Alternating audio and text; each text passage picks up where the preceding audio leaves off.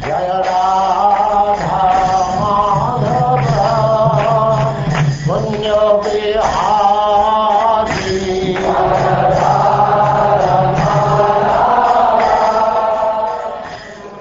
And now Chapter 2, The Elephant Gajendra's Crisis.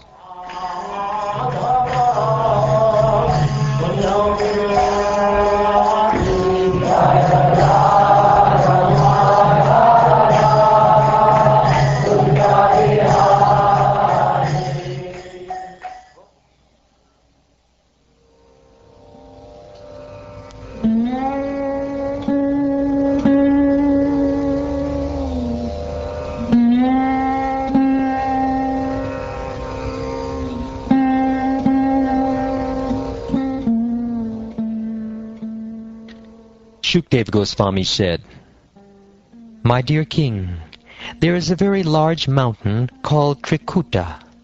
It is 10,000 yojanas or 80,000 miles high. Being surrounded by the ocean of milk, it is very beautifully situated. The length and breadth of the mountain are of the same measurement, namely 80,000 miles. Its three principal peaks, which are made of iron, silver, and gold, beautify all directions and the sky. The mountain also has other peaks, which are full of jewels and minerals, and are decorated with nice trees, creepers, and shrubs. The sounds of the waterfalls on the mountain create a pleasing vibration. In this way, the mountain stands, increasing the beauty of all directions. The ground at the foot of the mountain is always washed by waves of milk that produce emeralds all around in the 8 directions, north, south, east, west, and the directions midway between them. The inhabitants of the higher planets, the Siddhas, Charnas, Gandharvas, Vidyadharas, serpents, Kinnaras, and Apsaras, go to that mountain to sport.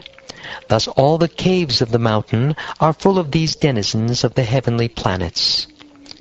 Because of the resounding vibrations of the denizens of heaven singing in the caves, the lions there, being very proud of their strength, roar with unbearable envy, thinking that another lion is roaring in that way. The valleys beneath Trikuta mountain are beautifully decorated by many varieties of jungle animals, and in the trees, which are maintained in gardens by the demigods, varieties of birds chirp with sweet voices.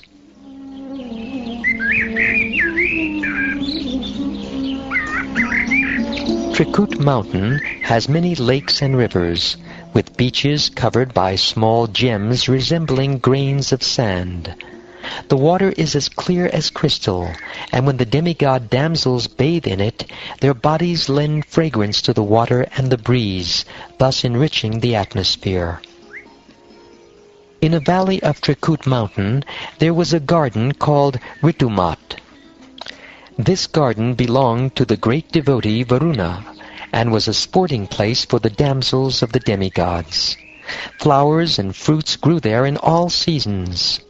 Among them were mandaras, parijatas, patalas, ashokas, champakas, chutas, piyalas, panasas, mangoes, amratikas, kramukas, coconut trees, date trees, and pomegranates. There were madukas, palm trees, tamalas, asanas, arjunas, arishtas, udambaras, plakshas, banyan trees, kimshukas, and sandalwood trees.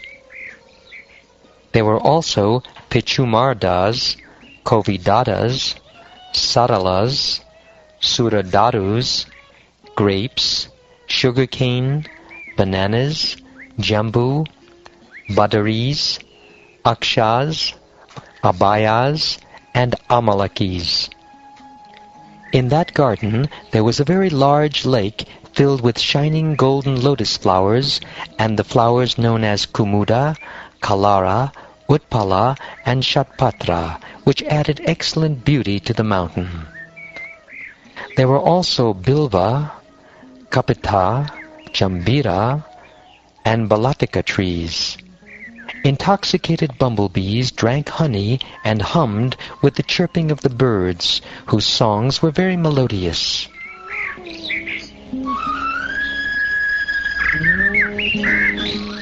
The lake was crowded with swans, karandavas, chakravakas, cranes, and flocks of water chickens, datyuhas, kayashtis, and other murmuring birds. Because of the agitating movements of the fish and tortoises, the water was decorated with pollen that had fallen from the lotus flowers. The lake was surrounded by kadamba flowers, petasa flowers, nalas, nipas, panjulakas, kundas, kurubakas, ashokas, shirishas, kutajas, ingudas, kubjakas, sparnayutis, nagas, punagas, jatis, malakas, shatapatras, jalakas, and madhavi latas.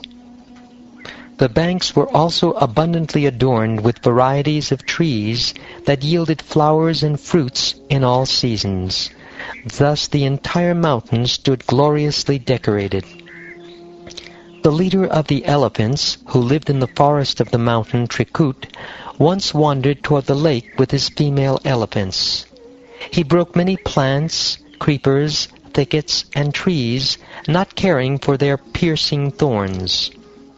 Simply by catching scent of that elephant, all the other elephants, the tigers, and the other ferocious animals, such as lions, rhinoceroses, great serpents, and black and white sarabas, fled in fear. The chamari deer also fled. By the mercy of this elephant, animals like the foxes, wolves, buffaloes, bears, boars, gopuchas, porcupines, monkeys, rabbits, the other deer, and many other small animals loitered elsewhere in the forest. They were not afraid of him. Surrounded by the herd's other elephants, including females, and followed by the young ones, Gajapati, the leader of the elephants, made Trikut mountain tremble all around because of the weight of his body. He was perspiring, liquor dripped from his mouth, and his vision was overwhelmed by intoxication. He was being served by bumblebees who drank honey, and from a distance he could smell the dust of the lotus flowers, which was carried from the lake by the breeze. Thus surrounded by his associates, who were afflicted by thirst, he soon arrived at the bank of the lake.